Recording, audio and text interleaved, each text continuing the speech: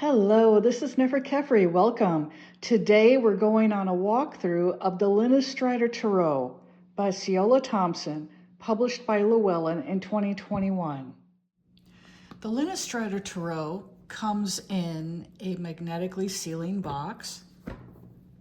Very nice. This is the style that Schiffer began using years and years ago.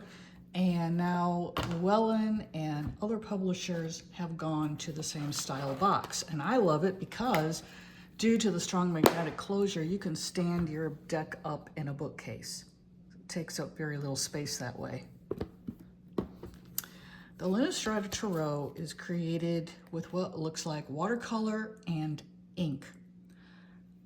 All of the backgrounds are white. So it's a very bright looking deck. The images themselves are subdued.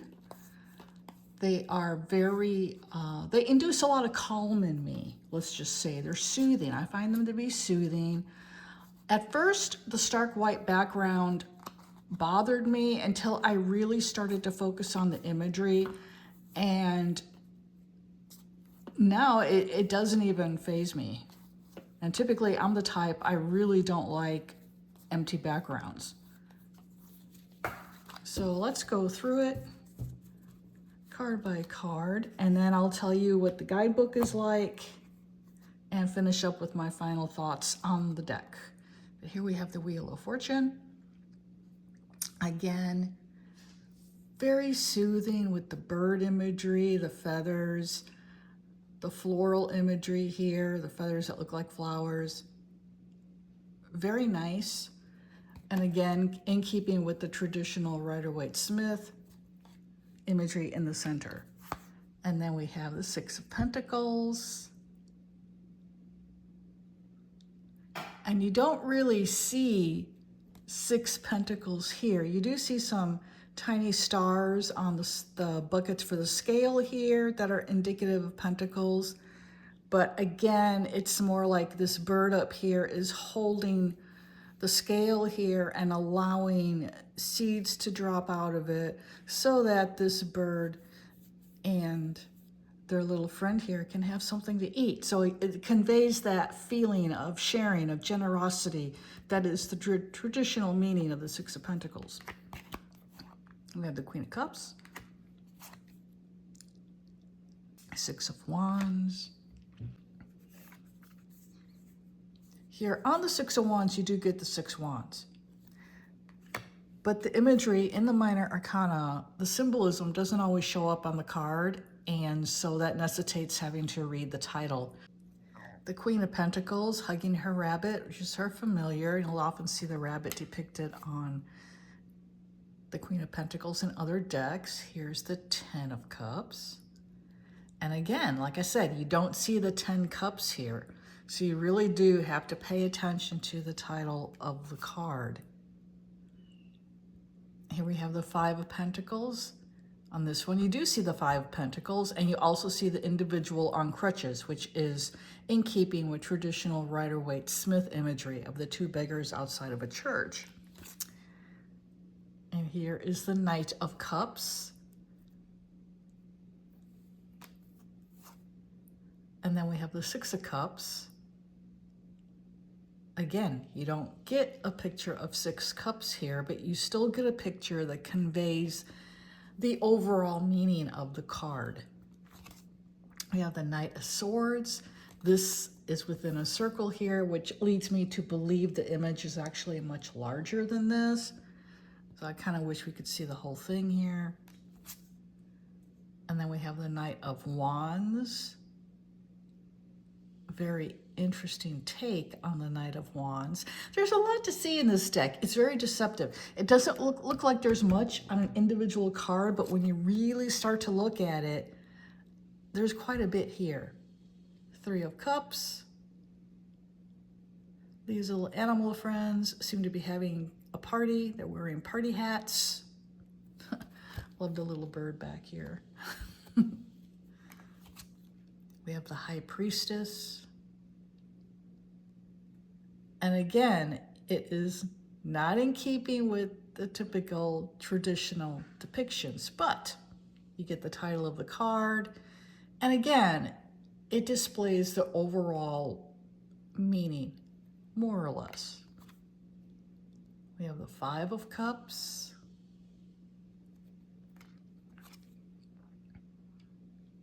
Eight of Wands.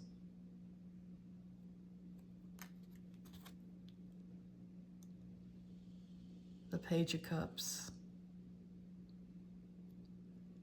And it's interesting in this deck how the Page of Cups traditionally is depicted with a fish coming up out of their cup.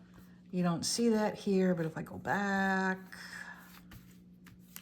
here's the Knight of Cups.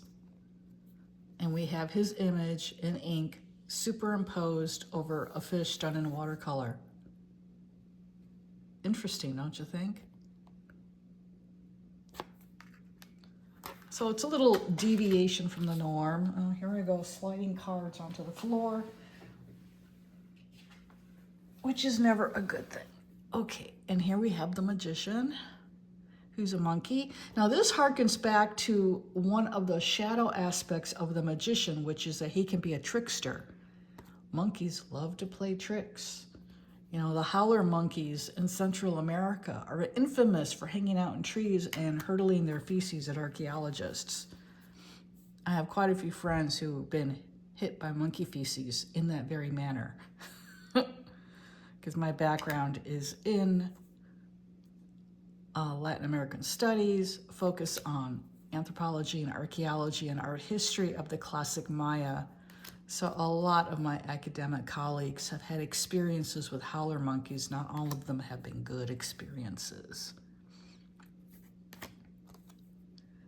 So I love this deck because it's very clean, clear cut.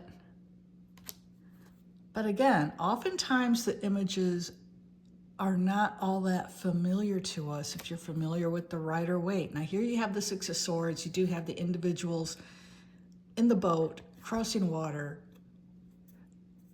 You don't have the Six Swords though, but again, it conveys the meaning. Now we've got the Nine of Cups.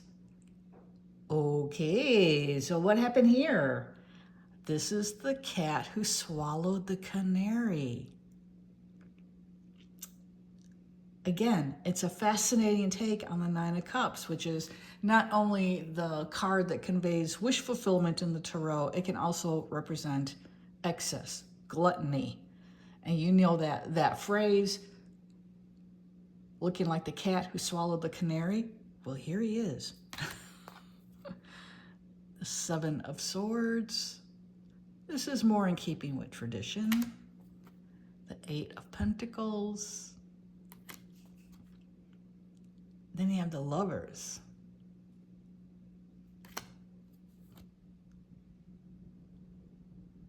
Five of Wands, which is, of course, about a struggle, about a battle, about arguments. And so here we have these two wolves fighting each other.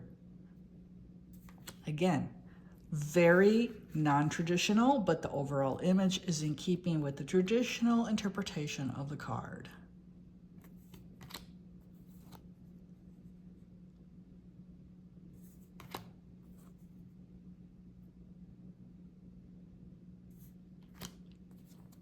I like how Siolo Thompson, she combines imagery of animals on certain cards, humans on other cards. I like that mix. You know, I have a lot of decks that are all, you know, animals on every card too, and I love those as well. But, you know, you don't see too many that mix the two together. And it gives this deck a nice balanced feeling to it. Some cards have animals, some have humans, and I haven't gone through and counted them up. I probably should, just for my own curiosity's sake. But I am thinking that there are more animals in this deck than humans, which is perfectly fine.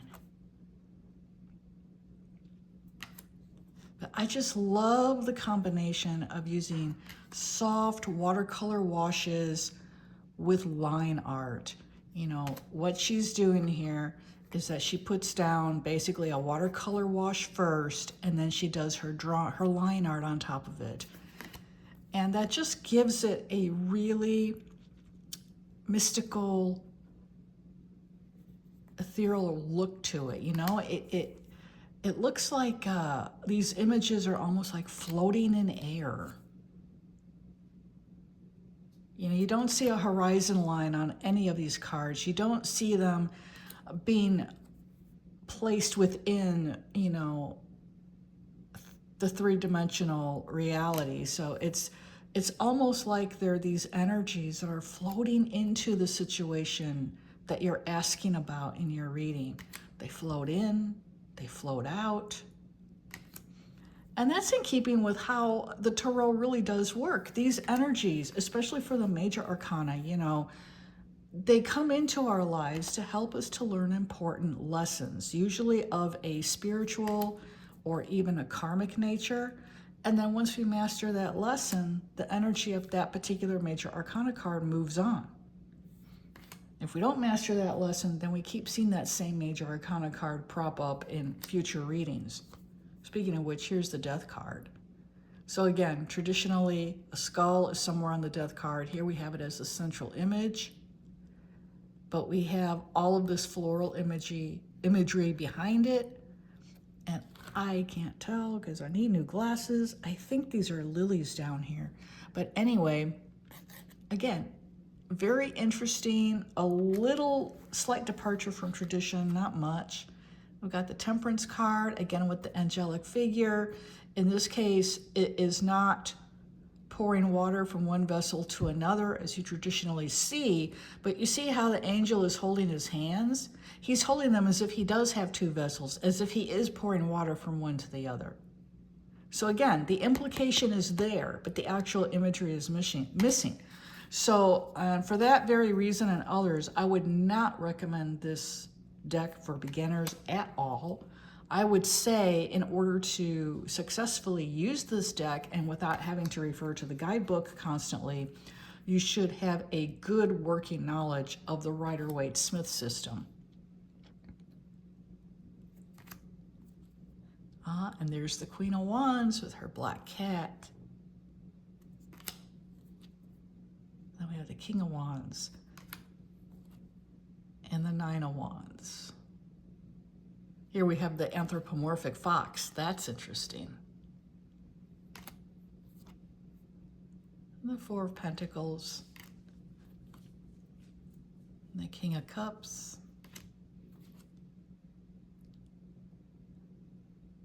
The Page of Wands. Here's everyone's favorite card, the Tower. Note sarcasm. And then we have the World, Queen of Swords, and the Emperor.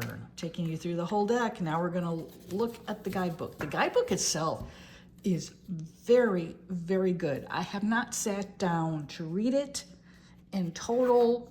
I've only looked at the meanings of some of the cards that came up in a reading I gave myself a couple of weeks ago when I started to work with this deck. Although it was published in 2021, it's still in its first edition, but 8th printing. So it's a very popular deck. And I'm reviewing it on my channel just because I haven't seen it much on YouTube. And I don't know why. But it's because it's a gorgeous deck. Maybe some people don't like it just because it is such a departure from the traditional. But I think that if you are well versed with tarot, you can read this deck without a problem. But again, if you're a beginner, I would not recommend this deck at all for a beginner. So what we have here is we get depictions of the major arcana cards in larger than life size. They are about 25 to 30% larger than what you see of the image on the actual card. And just like in keeping with the cards, there are no backgrounds, there are no borders. And then with each card, you get the keywords, you get the author's take on the meaning of the card. Also, the last paragraph will discuss the reversed aspect if you do read card reversals. And then at the end, you'll get its astrological correspondence, the numerical correspondence and associated plants. Now, where she gets the plant associations, I don't know, and she may say somewhere in the introduction. I'm not going to go through the whole thing to figure it out, but I found that to be interesting. So the guidebook itself is very well written. Now let's go on to the minors. And then she begins with the cups here. And again, the same thing. She's got numerological correspondences, plants, but then she has birthdays associated May 22nd to May 27th. Oh, the 22nd is my anniversary. Which card is this? The Ace of Cups. Ooh, hey, cool. Okay. So, I believe she's using astrological correspondences. I don't use astrological, I can't even say the word. I do not use what is wrong with me? I do not use astrological correspondences in my study or use of tarot cards, simply because to me, astrology strikes me as being too much like math, and I do not have a head for numbers at all. Like, I'm so glad we have cell phones now. I don't have to worry about memorizing anyone's phone numbers. You know, back in the day when I was a kid, you had to know everybody's phone number and either have a little address book or, you know, keep them all in your head. And that was problematic for me. So here you can see, let's take a look at one of them. Okay, let's go with the Nine of Cups here, the cat who ate the canary. And I'll read this to you, and you can see how thorough it is and how she kind of has her own take on the meaning. Keywords: prosperity, fulfillment, good luck, rewards, bonuses, promotions, happiness. And she says here, as one of the most positive cards in the tarot deck, the Nine of Cups is often referred to as the wish card, as it speaks of fulfillment, happiness, and the attainment of things desired. This card may indicate that despite recent troubles, you will soon have things to celebrate, or that current joy is the reward for past labor. The deck is telling you that you might very well be getting that thing that you have been wishing for, but there is a smugness to this card as well, a note of caution about the possible price of your prize. Much like a cat eating the canary he has been longing for, your prize may come at a steep cost to others, or simply put, you might be doing something a little shady. Don't be surprised if you get caught. Interesting. In a reading, the Nine of Cups is a good omen and should be received gratefully. If this card appears in a reading with pentacles, it foretells financial or material wealth. If swords appear alongside of the Nine of Cups, you can expect concrete forward movement in the areas of your life for which you have high hopes: professional advancement, personal achievements, and health. With cups, this card can be more complicated and emotional. You may meet the mate of your dreams, but it could turn out that they are in the middle of a messy separation. Alongside the Hermit, your victory may be a lonely one, and in a reading with the Tower, upheaval or dramatic change may be the possibly painful precursor to ultimate victory. In conjunction with the Death card, expect a positive change. The Chariot will warn you of the cost of blindly pursuing your desires. If you see this card and the Sun together, you can have almost no better combination in terms of fulfilling the desires of your heart. The Nine of Cups is a wonderful card, but like the Wheel of Fortune tells us, all victories have a flip side, and it's good to be aware of that.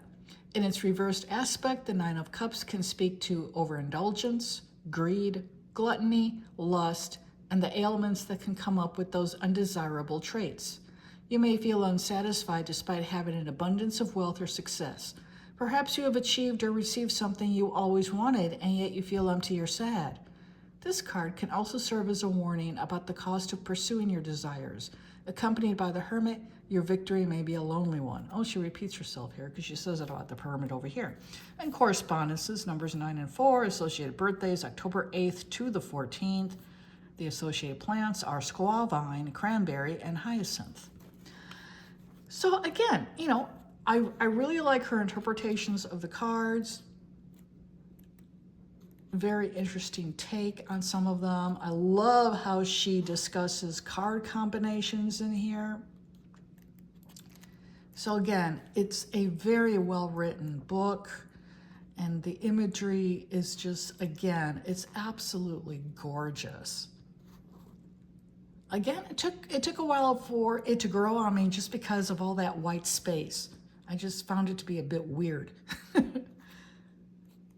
So here is the Linestrider Tarot by Siolo Thompson, published by Llewellyn in 2021. I hope that you enjoyed this walkthrough. Let me know what you thought of it in the comments below. Also, if there are any decks you're wanting to look at, let me know. I've got a huge collection of over 250. Chances are I have it. The back's looking like a Rorschach test. And so that's pretty cool though. They look really pretty laid out on your table. And the card stock itself is very good quality, yet still easy to shuffle. So I really like that. Thank you for watching. This is Nefer Kefri, and I'm wishing you all a very blessed day ahead.